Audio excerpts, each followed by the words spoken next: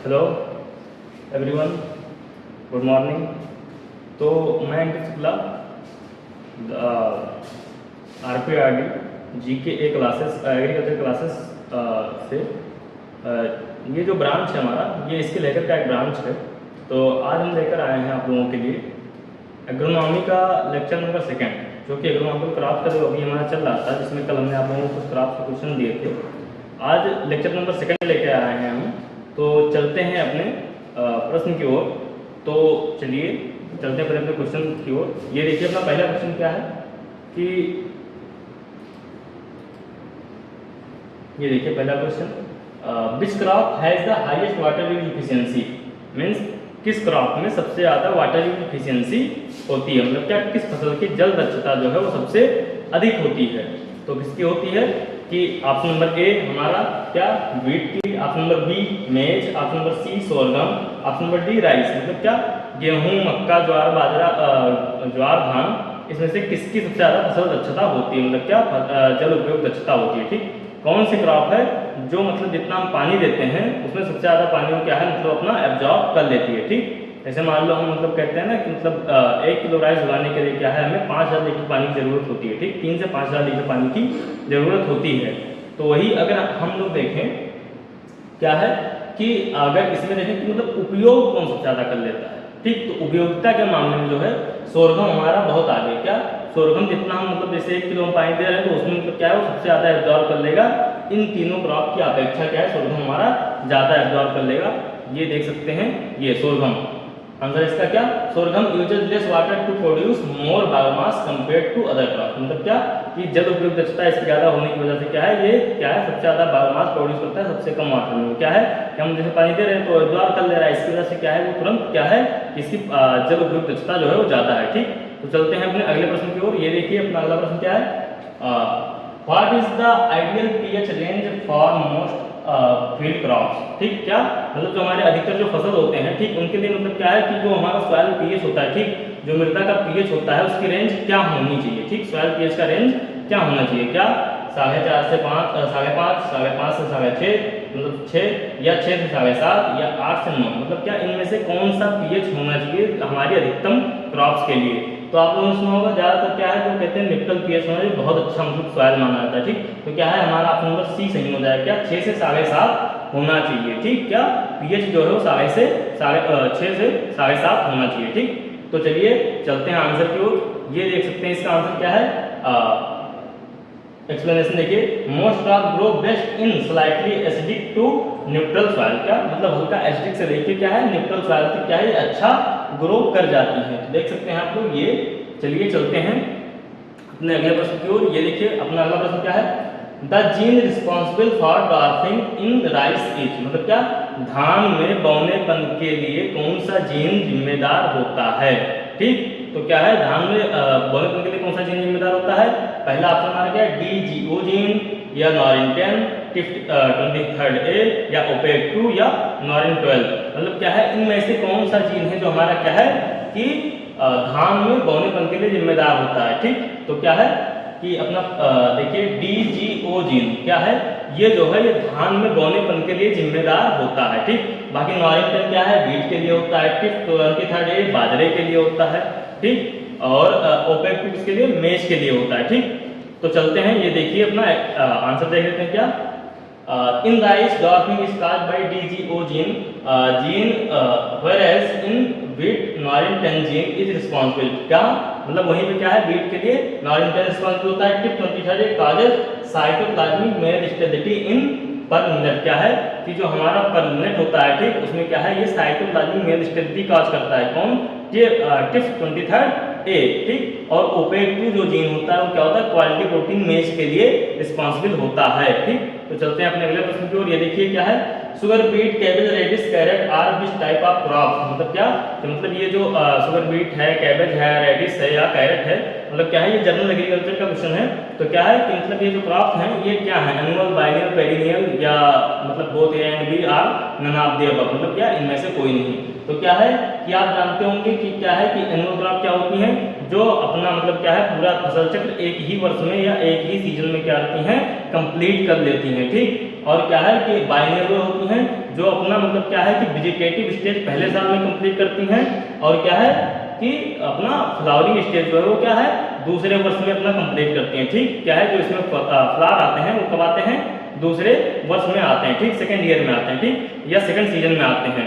तो देख सकते हैं ये जो सारी क्रॉप्स है क्या है बाइनियल है। ठीक, ये देख सकते हैं क्या है these vegetables complete vegetative growth in the first year and flowering and seed production in the second year. क्या सीड प्रोडक्शन करती हैं सेकंड ईयर में करती हैं। ठीक, चलते अपने अगले प्रश्न की ओर। क्या है the inflorescence of rice is called, क्या धान की जो गुच्छ होती है, ठीक, जो उसकी फूलों की बनावट होती है उसको क्या कहते हैं। ठीक, स्पाइकलेट कहते हैं, रेसिम कहते हैं, एरो कहते हैं, पेनिकल कहते हैं, या क्या स्पेडिक्स कहते हैं। तो क्या है कि जो हमारा पैडी होता है इसका जो इन्फ्लोरेसेंस होता है वो पेनिकल टाइप का होता है। ठीक, पेनिकल होता है। स्पाइकलेट किसमें होता है, वीट में होता है। ठीक, रेसिमोज किसमें होता है, हमारी जो इस टाइप की क्या है क्रूसीफरस फैमिली है उसमें होता है। और जो पेनिकल होता है, पेनिकल किसमें होता है, पैडी में होता है। ठीक, और स्पेडिक्स क्या होता है, बनाना का होता है। ठीक, तो चलते हैं अपने अगले प्रश्न पे। ये देखिए इसका आंसर क्या है, rice has panicle type inflorescence which is a last branching clusters of flowers. क्या है ये जो इसकी गुच्छे होती हैं क्या है उसको मतलब क्या है इसके जो क्लस्टर्स होते हैं उसको क्या करता है, खत्म करता है। ठीक, तो धान के पुष्पगुच्छ जो होते हैं वो क्या होते हैं, पेनिकल टाइप के होते हैं। चलते हैं अपने अगले क्वेश्चन पे। देख सकते हैं what is the recommended fertiliser dose ratio for cereal crop. क्या जो हमारी सीरियल क्रॉप होती हैं उनके लिए क्या है जो हमारे फर्टिलाइजर्स होते हैं उनके लिए रेशियो क्या होना चाहिए। ठीक, फर्टिलाइजर्स का 4:2:1, 1:2:1, या 1:3:1, या क्या है 3:2:1, या 2:1:4। इसमें से कौन सा क्या है हमारे सीरियल क्रॉप के लिए क्या है कि अच्छा होता है। तो आप लोगों ने सुना होगा कि सीरियल्स क्रॉप जो होते हैं हमारे जितने भी अनाज वाली फसलें होती हैं उसमें क्या है कि नाइट्रोजन की मात्रा अधिक चाहिए होती है। ठीक, तो क्या है इसका जो आंसर हो जाएगा क्या हो जाएगा 4:2:1 इसका करेक्ट आंसर हो जाएगा। क्या ऑप्शन ए इसका करेक्ट आंसर है। ये देख सकते हैं cereal crop need high nitrogen input, so NPK is equal to 4:2:1 is a recommended dose. Okay, चलते हैं अपने अगले क्वेश्चन की ओर। तो ये अपना अगला प्रश्न क्या है, nipping in gram is done to, मतलब चने में जो निपिंग करते हैं वो क्यों की जाती है। ठीक, तो चने में निपिंग आप लोगों को पता होगा क्या, फ्लावरिंग इंक्रीज करने के लिए करते हैं, इंक्रीज ब्रांचिंग ब्रांच बढ़ाने के लिए करते हैं, या रिमूव ऑफ एपिकल बड के लिए करते हैं।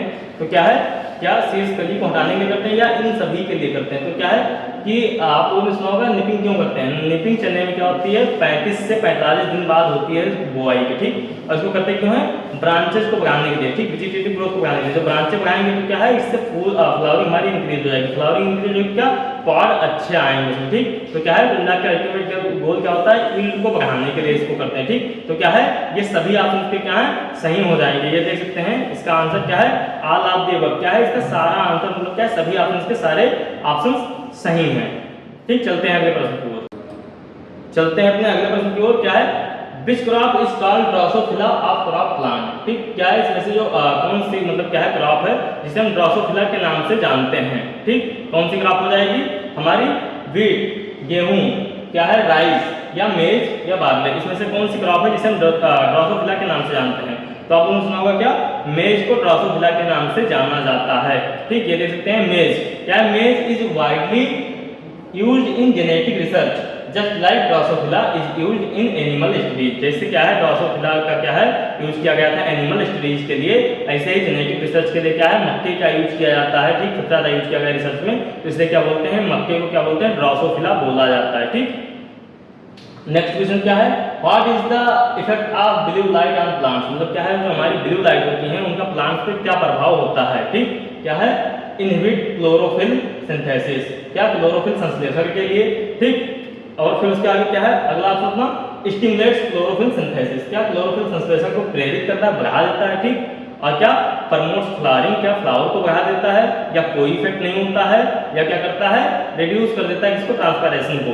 तो क्या है आप लोगों को पता होगा कि जो ब्लू लाइट होता है उसका क्या इम्पैक्ट होता है कि स्टिमुलेट क्लोरोफिल सिंथेसिस। ठीक, क्या है ये क्लोरोफिल सिंथेसिस को क्या करता है बढ़ा देता है। ठीक, blue lights helps in the development of chloroplast and stimulates chlorophyll synthesis, दस क्या है एडिंग फोटोसिंथेसिस। ठीक, जब फोटोसिंथेसिस हमारी प्रोसेस हो रही होती है तो उस टाइम पे क्या है कि हमारा क्लोरोप्लास्ट को बढ़ा देता है क्या है ब्लू लाइट। ठीक, तो चलते हैं अपने अगले प्रश्न की ओर। क्या है अपना अगला प्रश्न, क्या है moisture content of pulses at the time of harvesting should be, मतलब क्या है जब हम पल्सेस की कटाई कर रहे होते हैं तो उस टाइम पे मॉइस्चर परसेंट क्या होना चाहिए। कल हमने सीरियल्स के लिए बताया था कितना होना चाहिए, क्या है 18 से 20 होना चाहिए, ठीक।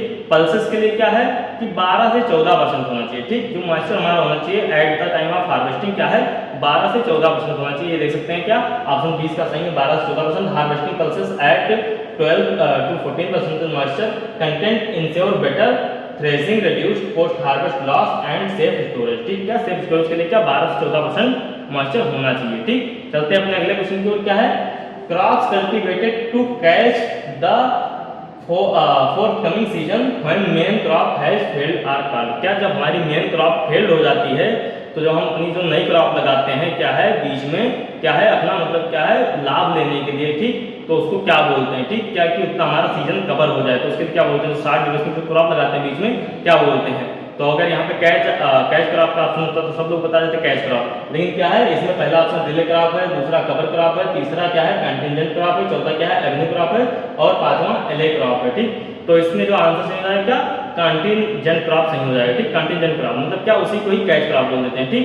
क्या है आकस्मिक फसल, क्या मतलब उसकी कोई प्लानिंग नहीं थी लेकिन क्या है हमारी मेन क्रॉप लॉस हो गई तो क्या करते हैं हम लगा देते हैं बीच में, ठीक। क्या जिससे कि हमारा मतलब बहुत ज्यादा नुकसान ना हो सकते हैं। ये देखिए आंसर क्या है कि कंटिजेंट क्रॉप लाइक लिंसीड और moong toria are sown if the main crop fails due to drought और अदर फैक्टर्स, क्या अगर किसी अदर फैक्टर के लिए हमारा क्या है फेल हो जाए क्रॉप तो क्या करते हैं उसमें हम इस क्रॉप को अपने लगा देते हैं, ठीक। चलते हैं अपने अगले क्वेश्चन की ओर। क्या है an irrigation project is called medium when its CCA is मतलब सीसीए क्या मतलब क्या है जो हमारा सीसीए होना चाहिए वो क्या है कि हमारा मीडियम ड्यूरेशन के लिए क्या होना चाहिए, ठीक।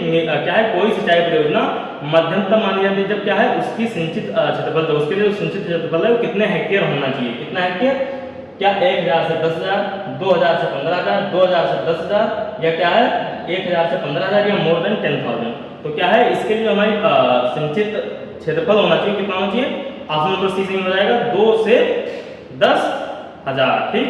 ये देख सकते हैं 2 से 10,000, ओके। चलते हैं अपने अगले क्वेश्चन पे। क्या है the beads whose seed is difficult to separate from crop seeds are, मतलब क्या है वह खरपतवार जिनके बीजों को फसल के बीज से अलग करना कठिन होता है उन्हें क्या कहते हैं, मतलब क्या वह खरपतवार जिन्हें क्या है बीजों से मतलब बीज को फसल को आपस में अलग करने को मतलब क्या बोलते हैं, ठीक। क्या ऑब्लिगेट बीड बोलते हैं या फैकल्टेटिव बीड बोलते हैं या ऑब्जेक्शनेबल बीड बोलते हैं या एब्सोल्यूट बीड या रिलेटिव बीड, मतलब इसमें से कौन सा बीड बोला जाता है जब हम क्या है फसल में आपस में मिला दे उसको अलग करना बहुत मुश्किल हो जाता है तो उसे क्या बोलते हैं ऑब्जेक्शनेबल बीड। और आप लोग बताएंगे कमेंट में कि बीड का ऑब्जेक्शनेबल बीड कौन सा है, ठीक। गेहूं का ऑब्जेक्शनेबल बीड कौन सा है, ठीक। ये देख सकते हैं जैसे क्या है ये objectionable weed in like argemone mexicana in mustard, जैसे आर्टिमिनम मैक्सिकाना किसमें मस्टर्ड में हमारा क्या है मिक्स हो जाता है। चलते हैं अपने अगले प्रश्न की ओर। ये देखिए which of the following Beed is not found in the paddy field, क्या इसमें से कौन सी ऐसी मतलब क्या है क्रॉप है हमारे पैडी फील्ड में, मतलब क्या ऐसा कौन सा बीड है जो हमारे पैडी फील्ड में नहीं पाया जाता है। इकाइनोक्लोआ क्रसगाली, इकाइनोक्लोआ कोलोना या फैलेरिस माइनर या क्या है cypress area all of are found, क्या मतलब यह सभी पाए जाते हैं। इसमें से कौन सा है जो नहीं पाया जाता है, ठीक।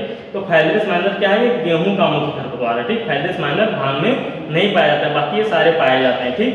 क्या है इकाइनोक्लोआ क्रसगाली क्या है ये तो बहुत इंपॉर्टेंट है, ठीक। ये उसका मतलब क्या है और इकाइनोक्लोआ कोलोना ये क्या है उसका वाइल्ड स्पीसीज है राइस का, ठीक। तो ये बहुत इंपॉर्टेंट बीड है उसके तो इससे क्या है जो हमारा फैलेरिस माइनर है वो बीड का इंपॉर्टेंट बीड है इसलिए क्या है ये नहीं पाया जाता। तो क्या ऑप्शन सी सही है। ये देख सकते हैं फैलेरिस माइनर क्या है ये रबी मौसम की खरपतवार है जो कि गेहूं के फील्ड में पाया जाता है, ठीक।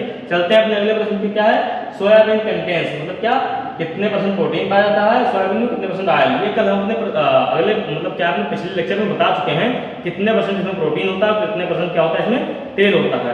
तो इसमें जो प्रोटीन परसेंटेज होता है वो 40% होता है, जो ऑयल होता है क्या 20% होता है, मतलब क्या ऑप्शन नंबर ए जो है इसका सही हो जाएगा। ये देख सकते हैं क्या ऑप्शन नंबर ए इसका सही है। और हमारे ऑफलाइन बैचेस शुरू हो चुके हैं, अगर आपको ज्वाइन करना है तो आप लोग कांटेक्ट कर सकते हैं 6239549411 पर। धन्यवाद।